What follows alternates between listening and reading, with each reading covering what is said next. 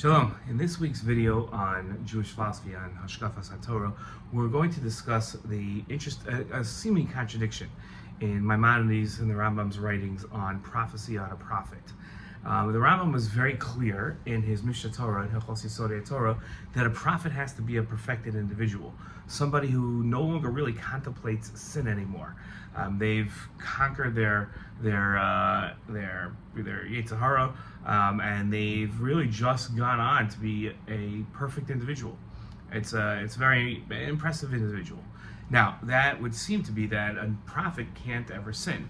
Yet, in his writings in Shmona Prakim, in his introduction to his commentary on Pirkei Avos, in his commentary on the Mishnah, the Rambam writes that there are times that a Navi can fall short and sin.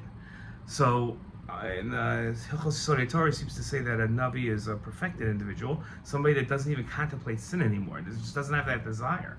And in Shmona Prakim, he talks about the fact that a prophet can, at times, falter and sin. So how do we understand the contradiction?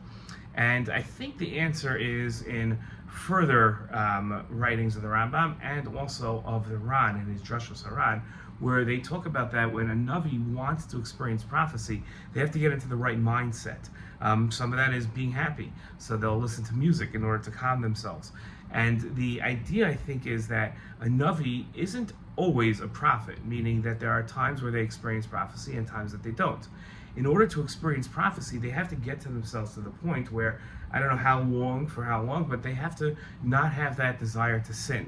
It's only once they reach that level, sometimes it has to be that they've reached that level again. They had it earlier in life and then they lost it because they sinned, but now they're back to a point where they no longer sin. And then they can experience prophecy. A lot of times we ask ourselves, how come nowadays there's no prophecy? And I think this is one of the reasons, is because we just simply can't imagine a human being today at the level where they no longer have a desire for sin. So that's something to strive for sure.